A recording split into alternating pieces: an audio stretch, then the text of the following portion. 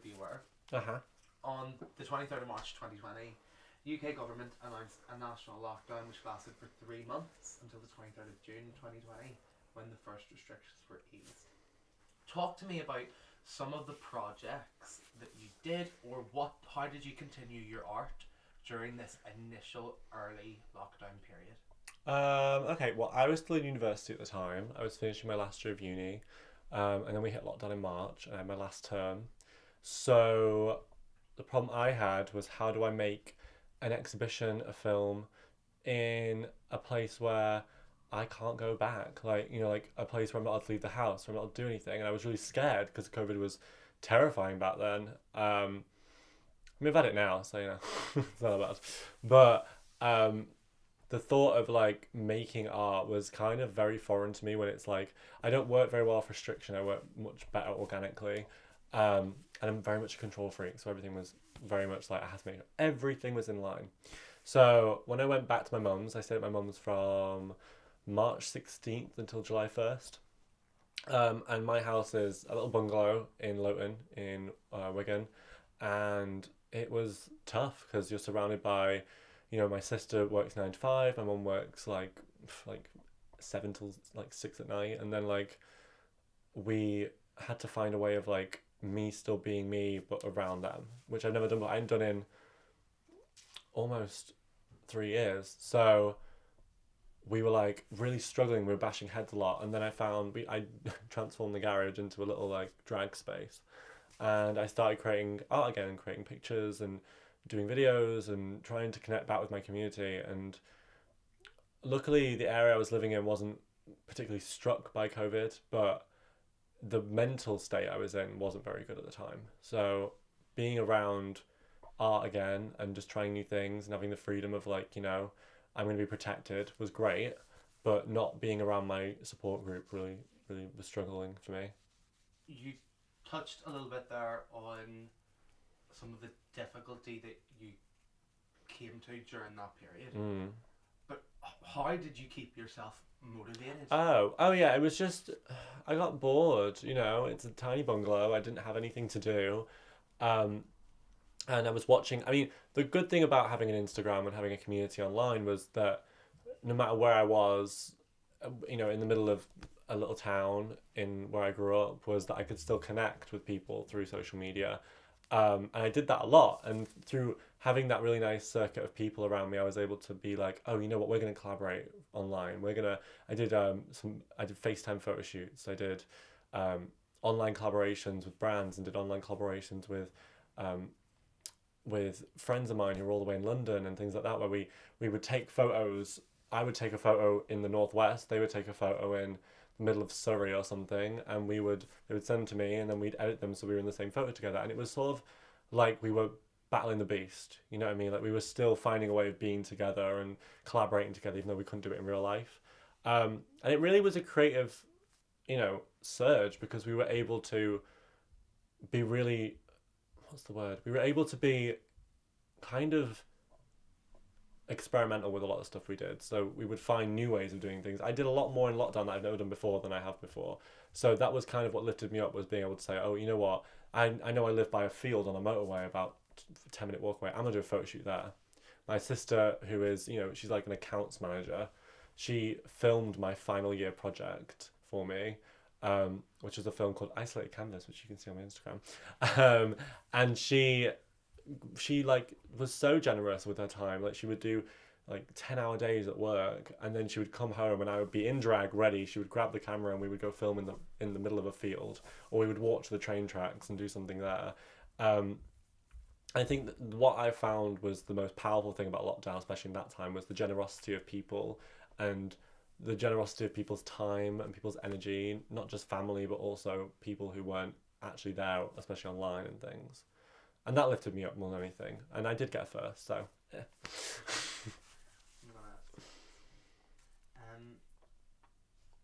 Was there a large financial impact on your life? How did you pay the bills? How are you paying the bills now and today? Luckily, I mean, I'm going to be really transparent with you. Luckily, at the time, I had savings from March from my student loan, plus I did a few gigs before that, so I had a little bit of a couple £100 just in my account. But I was still living in Manchester technically by the rent, um, and so I started to pay out about £400 a month, £425 a month, um, every month into the flat that I wasn't even living in up until July, and that was hard and it was a struggle. And I did ask for some help from some family members at times. Then I moved back here in July, had a little bit left of my savings, and thought, you know what, I'm just gonna, you don't listen to people sometimes, but you throw yourself out on the whim, and you're like, I know my mental health will be better if I can be in my own space. I know my mental health will be better if I can be around the people who love me in my community. Not that my family didn't love me, but I was getting under their skin, I could tell. And I think we were all struggling. And my mum even says today, I mean, I called her the other day being like, how am I going to pay my rent this month? And she said, you'll do it, you'll find a way, it'll work. But, I would, the last resort would be her saying, move back to home, move back, come back. But she said, I can't do that because I know for a fact that it will have the biggest effect on you mentally than if you were staying here, if that makes sense. So now I'm paying rent because I got universal credit. But I mean, that just covers my rent more or less. So it's kind of like, if I want to eat, I gotta budget and I gotta make sure I, hustle. I think the weird thing about queers and drag queens and everyone, and we don't make a lot of money. People think we're superstars, we make thousands and thousands of pounds. We don't make a lot of money anyway. So I'm used to grafting. I'm used to finding a budgeted way of making my money. So and all my gigs are gone. Can you say that without me talking about it? Yeah. That was it. Oh, yeah. And all my gigs are gone. Like, yeah, they are. So I've lost all my gigs, especially now. But so as a student my shoulders. and an artist at the same time, Yeah. which you were, what did the government do to help you? Nothing. They did nothing. They don't do anything. Can you answer that back to the question? Yeah. So the government did nothing. I'm just gonna say that again. The government did nothing. They don't do anything. They victimize us. It makes my blood boil always. But when I was a student, I'm not gonna lie, I got a very comfortable student loan. I could live off my student loan, my maintenance loan, and that was great. I got no money back for the term I missed, like the term that they took away from me and made me create in lockdown. I generously got that grant I was talking about with Home. I generously got a grant from Home for £500, which was supposed to be to make an exhibition. And I messaged them and I said, I'm in lockdown, I'm at home, I can't make an exhibition, it was open. And they went, you know what, use that and like protect yourself, like pay your rent, it makes me feel quite flushed to think about, because like that, they didn't need to do that. They could have been like, we'll send it back, like, that and the other. But they were like, we understand that you were in a hard time, here, take what you need, you will need this. And it really helped, it really did. But the government didn't pay me any money back for my student loan. They're not going to take the debt off for the £9,500 that I spent that year, even though I didn't use 3 months of it, because they're selfish. And then they still didn't help me. They didn't give me. I never graduated technically. I graduated with a letter, but I never graduated like I wanted to. I was the first person in my family ever to go to university, of every generation. And my nan cried when I told her I wouldn't get a graduation, because she was so looking forward to it, because she was so proud of me for like making my way through it. And the fact that I never graduated, the fact that I never got to finish my degree, the fact I never got a degree show, the fact that I never got to see 3 years of work come to fruition, you know what I mean? It was really hard. But then coming back, getting nothing is even worse. But the generosity of individuals is what did it. Like the generosity of the businesses that I used to work for, who have no money anyway, going, you know what, we're going to give you a gig. I know it's for less money, but we'll give you a gig, anything you need. Like, here, come have dinner with us and we'll do it for free. Like, we know you're struggling here. We'll come around the bakery. We're going to get you some bread. These small kindnesses that lockdown has given us between our friends and colleagues they're invaluable. You know what I mean? As nearly in like a list. Oh, fuck. Sorry. Okay. I'm just so popular. I'm sorry. It's fine. My pants are really quick. Yeah. Get me on phone call. Hello? Are you still doing all that bollocks? Yeah, I'm just doing this really great shoot with some amazing people. Yeah, I'm doing it. We're nearly at the end though, so it's cool.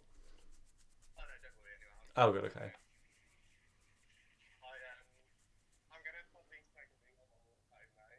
I'm sick, so you're gonna be higher for your tits when you walk in. Oh no, I love it when you're a bit high. It's more fun. Oh, you're so nice. Yeah. Well, love, have a lovely time. I'm actually being recorded right now, so I think that's all on camera. Haha, haha. Love you, bye. Oh, Ben's having a joint when he walks out. Love that. I know. That's also a way of getting through lockdown. Get high as fuck. I'm just jumping the script a little bit, but just go with whatever you think. So I'd like to talk about Squarespace. Nearly in like a list form, just so that we could potentially explore that further in further shots. What specific projects have you undertaken since March until today? Or what? Sounds bad. And not even specifically in terms What have you of done? on this date or whatever, just what have you been doing? Well, my university degree, that was a big one. That took a couple months up. Then I was doing these odd little digital drag pieces for some digital drag shows, which is something that our community like built up. You know what I mean? That became so popular. It still is really popular. So I did a few of them. I've also been doing little gigs here and there. And then obviously through July and August, that was kind of difficult. So I only got odd gigs pass around. I've been trying to find a real job because I need some like consistency in my money. And then over the last couple of months, recently, actually, I've done a lot of stuff which I've been really proud of, especially over Halloween. And I made Pride. Pride was great this year. Everyone thought Pride was dead and Pride was never going to happen. And then I was like, no, I'm not doing that. So I messaged some people at Hatch, which is amazing local sort of bar market sort of thing on Oxford Road, which you should go to. And it basically they said, well, we'd love you to have you for Pride. So I managed and organised this event. First we did bingo on a Saturday. Was it a Saturday? It was a Friday. We did bingo on a Friday. And then on the Saturday I did one of my first organised gigs. I made my own cabaret called Mischief, which actually, Mischief, if you don't know, Mischief is spelled mischief, but a mischief is what you call a group of rats, if you didn't know. So like a mischief is running through the alleyway, like that kind of thing. And I consider myself Queen Rat because of a certain thing. And yeah, I did that at Hatch and that went really well. And we're going to start doing that later in the year, hopefully, or start in January sort of time. And then over Halloween towards October, I did a collaboration with Fat Out Festival and Creatures of Catharsis, which is a amazing queer run night in Manchester, which is so close to my heart. The organisers, Bo and Grace, are probably the biggest influences in my drag, and they are totally my siblings in arms. And it's all about this idea of Creatures of Catharsis is very punk. It's very about the idea of, you know, fighting for what's right, alternativeness, fighting for your queer identity, showing people in spaces that aren't necessarily queer that we are still here. And I mean, Bo and Grace say it so much better. But you know, like it used to be before lockdown, Creatures of Catharsis was my church. Like, you would go on a Thursday to Jimmy's Northern Quarter, which isn't actually there anymore, and you would sit and you would listen to Grace speak, and you would be washed with like emotion and heart, and you would cry, and people would perform, but Grace would speak so eloquently about how we were all feeling, and we call it the queer recharge because you would leave that place feeling like your queer batteries were so full of love and support, and you were so welcomed by your community. So we did a digital thing with Foul Festival where we did pre-recorded numbers in one space, so we all performed in the same space and recorded it, and that came out on Saturday, and that was bro. And also I made my own gig. I'm gonna wait till you've done that. And I made my own gig, yeah, which was with Oast House in Spinningfields. We created a night called Camp It Up, which is a lunch, because obviously lockdown meant that we couldn't do anything in the evening anymore. So it was a 1 o'clock lunch where we would have drag performers every week, which is really unusual for a bar that's never done any cabarets or performances before to offer you a weekly job or a weekly night. and they welcomed us with open arms, and I'm so grateful because they paid us so respectfully. Like, they said, what do you want to be paid, what do you need right now? And we gave them our fee, and they were like, done, sorted, we'll do that for you. So it was really great regular money, and I did the first one this weekend, just gone, for Halloween, and I had one booked every single week until the end of December. And this lockdown has, can I swear, fucked it up completely, royally fucked it up. And yeah, it has meant that I am losing a lot of money, but I'm losing a lot of my queer recharge, because I made it a mission that I would not only do this for me, but it was the fact that this gig would also employ every other queen in Manchester who supported me. So every week would have a different 2 or 3 other queens who would host and perform, and they would get a chance to enjoy the space and enjoy performing again and get paid well. And it would be something we could all do as a community, and it's cancelled. So hopefully we'll get to it in December. But you touched on a little bit of Manchester Pride. there we go. You touched a little bit on Manchester Pride this year. Yeah. What was your initial thought process, and then how did that change when the news first kind of hit, or the reality sunk in that it wasn't happening? Well, personally, I love Pride. I do love Pride as a thing. I love the money that Pride gives me. I need to say that again. That's really bad. I can't talk about that. But I love Pride as an event. And I do love Pride, but I do think Pride has changed. And a little bit of me, when Pride got announced as being cancelled, thought, great. Like, not great as in it's cancelled and we're losing money, but or people losing work and stuff like that. But maybe the light at the end of the tunnel at this is that we can really think about what Pride is, and why we have Pride, and why we need more Pride, and why we need more support as a community. And Pride is not about us all going out getting shit-faced and like having a brill time. It's about us all going out and saying, who are the people in our community who are at most being attacked and being knocked down, and who need our support. For example, as a World Pride, people in Poland, the people in our own home, the trans women in America are being killed and murdered, and we're not looking at what's really important. So I looked at Pride as like, maybe if all the nights are gone and all the drunkenness is gone, and we can just have people speaking and talking, maybe we can have a little bit more clarity on what we need to support and what we need to say this month. You know what I mean? So that was the thing. Also at the same time about Pride, I did think, because I just got back into Manchester, and it was this thing of like, oh, Pride's coming, it's going to be brilliant, it's going to be amazing. And I did get a really great Pride, because I got to do a lot of jobs, and I'm very, very, very grateful to have the connections I do. But it was just the idea of the people who come to Pride for the other reasons not being able to come.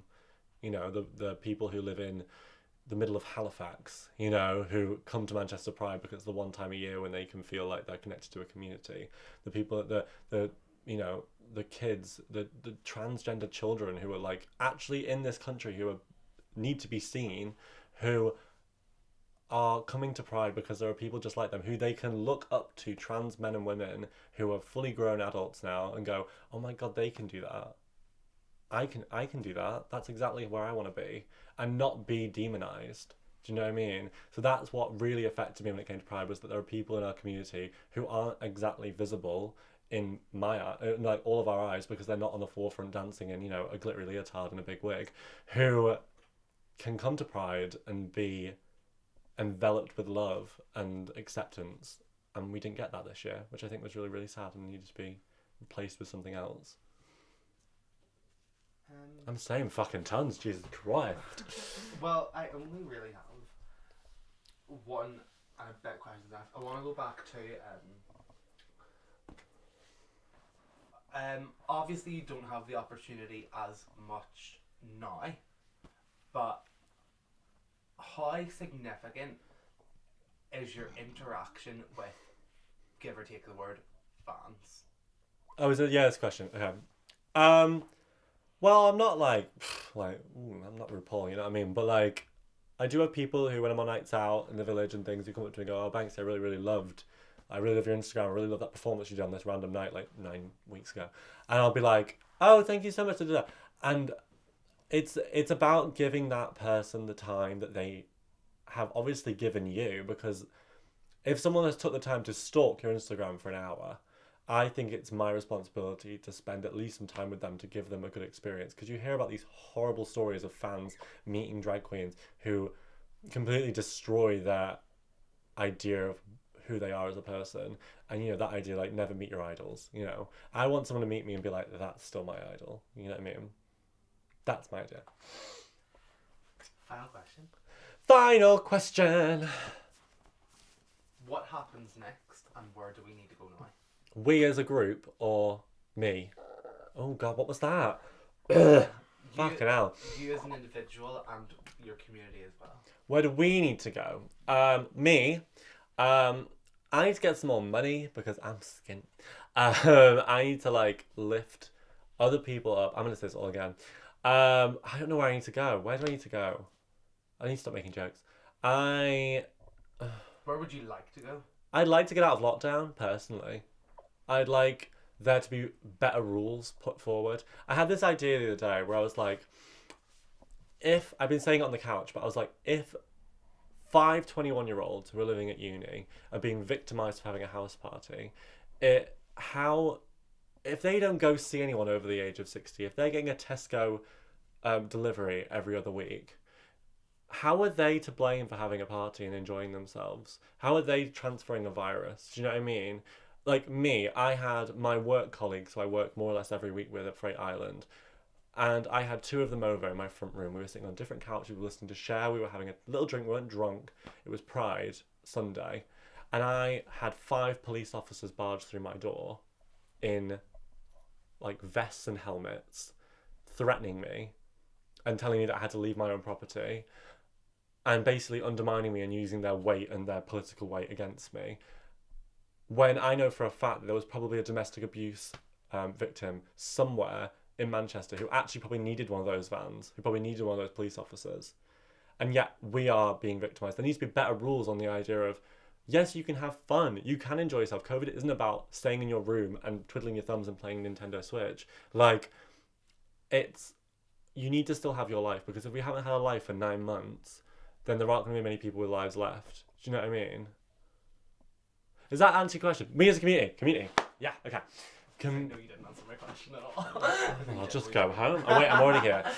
Well, I don't know what I need to do later. I just want to get out of lockdown. I'm sick of it. I'm tired. I don't want to follow the rules. I'm really annoyed. I want to keep going. Do what I want to do. And my life cannot be on static anymore. I'm sick of it. Do you see, in the short term, do you see a light or a hope? Nope. Do you see one in the long term? Not unless something changes.